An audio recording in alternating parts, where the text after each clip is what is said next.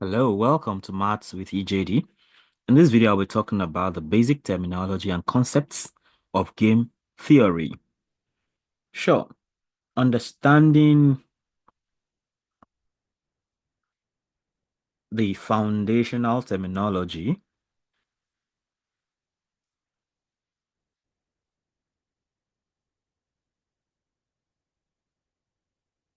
and concepts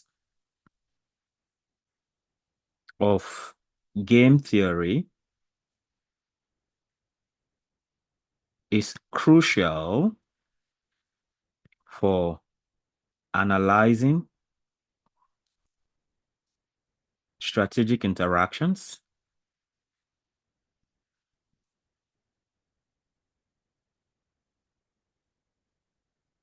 between decision makers.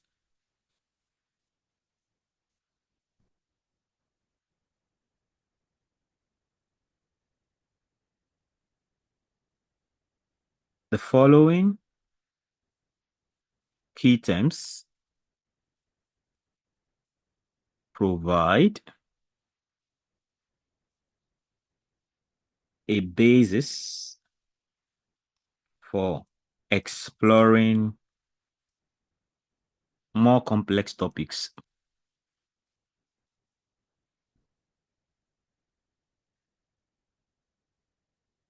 Of course, in game theory, that is. So let's start with this set of ideas. Um, so in a game, we have players. Players have strategies, and then they have their payoffs. So let's consider players, strategies, and payoffs. First of all, players. So you need players to play a game for sure, right? So these are actually the decision makers. Players are the decision makers in the game. Each player makes choices. Each player makes choices to maximize their outcomes.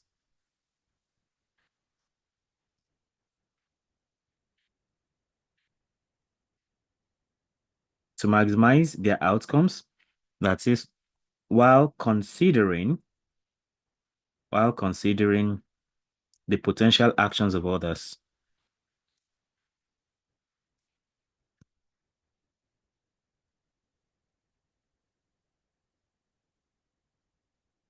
Okay. Examples include examples include firms in a market, individuals in negotiations, individuals in negotiations, or countries in diplomacy. They can all be seen as playing a game, all right, depending on what the context is. In diplomacy, right, you have all the countries, they're trying to negotiate the best terms for their respective countries. Then in negotiations, everybody is there to see what works best for their side. So let's talk about strategies. I haven't talked about players, then we can talk about strategies. So all players in the game have their own strategies. Here, a strategy is a strategy is a complete plan of action that specifies a player's choices in every possible situation.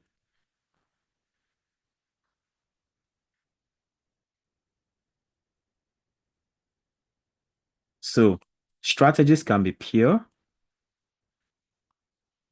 Strategies can be pure.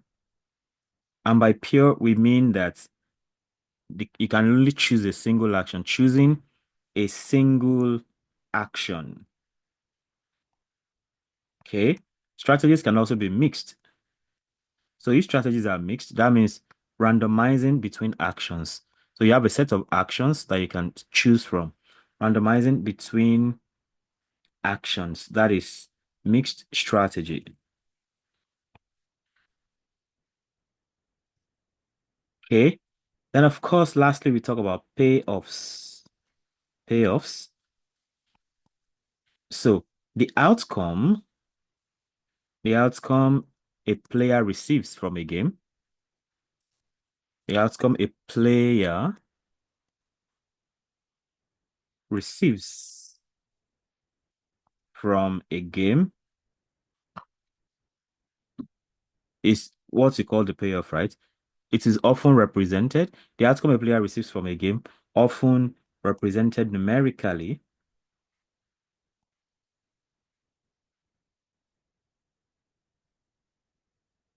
depending,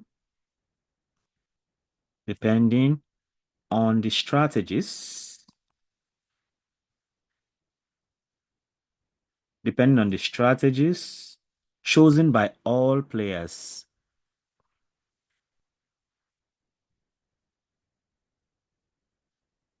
That is what we call payoff.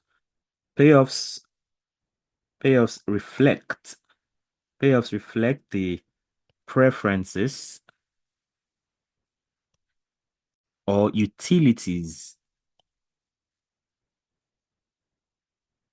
of the players. So, the kind of strategies deployed will determine the kind of payoff each player gets at the end of the day. All right, so we have talked about the first set of concepts that's talking about players, their strategies, and the payoffs they get by applying the strategies they apply. Now let's talk about um dominant and dominated strategies. Dominant. So in having strategies, right, you have some strategies are dominant and some are dominated.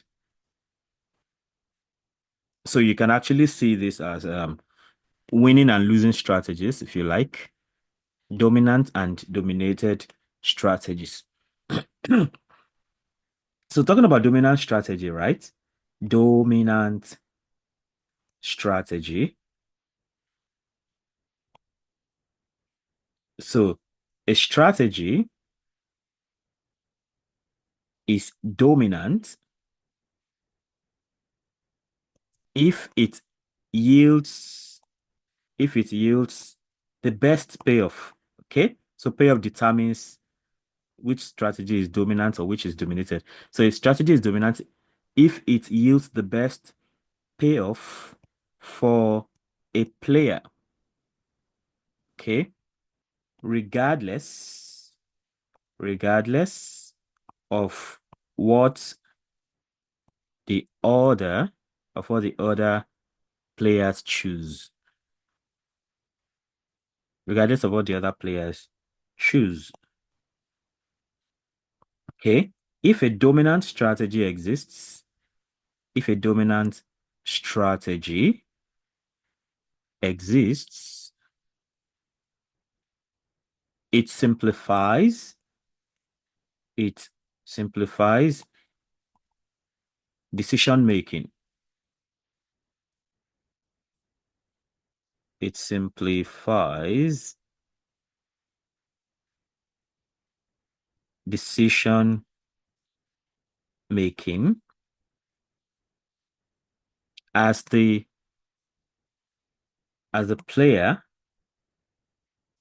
can always opt for it. Okay. So if there's a winning formula, you can always go by that. I mean, in football, right, you have coaches with their different strategies. You have the whole formation thing like 5-4-3 and things like that, how the players are arranged. Or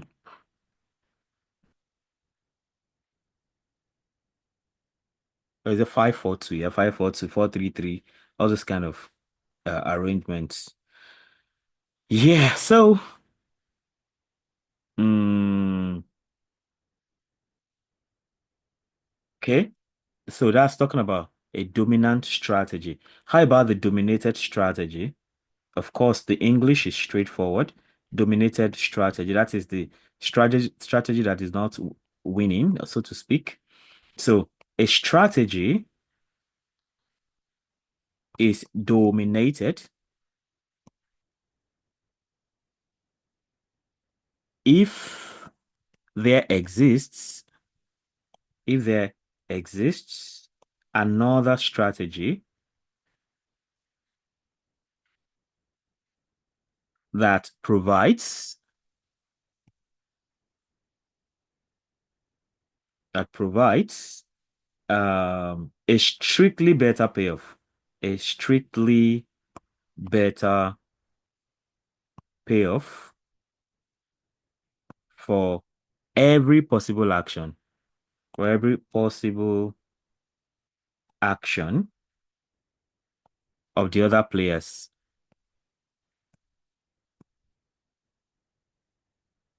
Okay.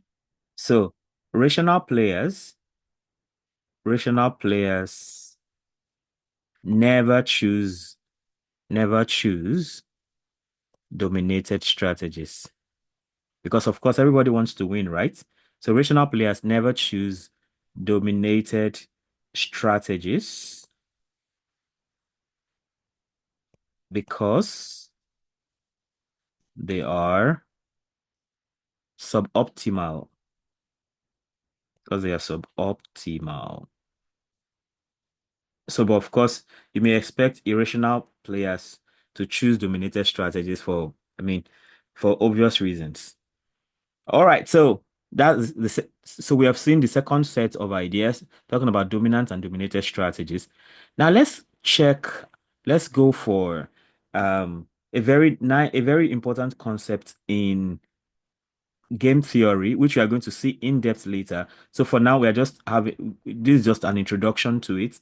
So talking about Nash Equilibrium by John Nash, who is one of the most popular figures associated with game theory. So Nash Equilibrium. So a Nash Equilibrium is a set of strategies. A Nash Equilibrium is a set of strategies where no player, where no player can improve their payoff. So it's more like uh the optimal payoff that they can get based on their strategies. So Nash Equilibrium is a set of strategies where no player can improve their payoff by unilaterally deviating from their current strategy.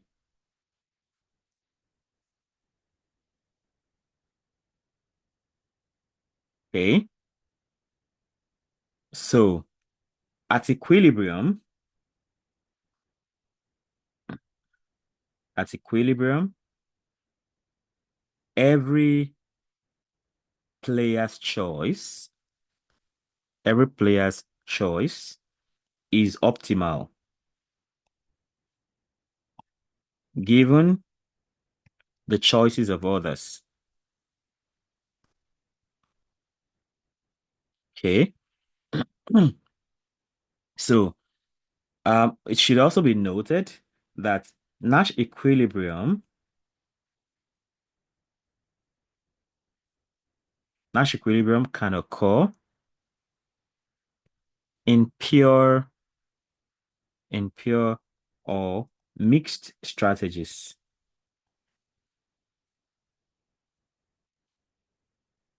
So the concept is central. The concept is central to game theory. You know, like I said earlier, when you hear about game theory, one of the names that comes to your head is John Nash, and because of Nash equilibrium. So the concept is central to game theory as it predicts outcomes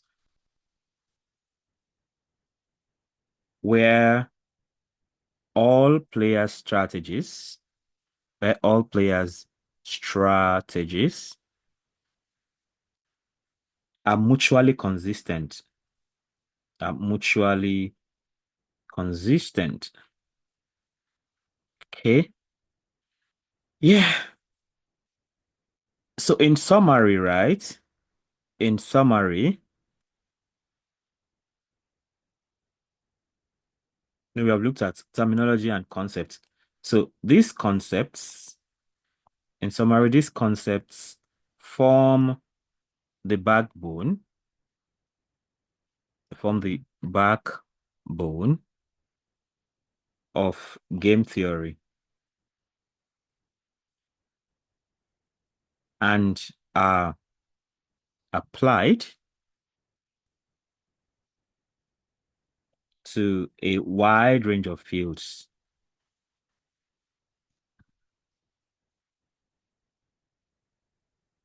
from economics and political science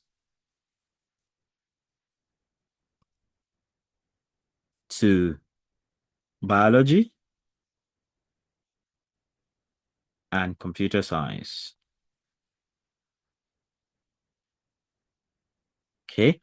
So that's how that has been so far, talking about terminology and basic terminology and concepts of game theory. So, I mean, this series continues. If you have not subscribed to this channel, you want to do that right away. And of course, you want to hit the notification bell so you can always get alerted each time a new video is released. Then you want to comment, let me know if there's a problem you like me to solve or a topic you like me to teach. Then share and like and share so that more people can have access to the great content going on here. We have several playlists, graph theory, graph and network theory, that is basic calculus, matrices, trigonometry, and it's growing. So there's a lot to learn right here. So subscribe, and share with others till I come your way again. Bye.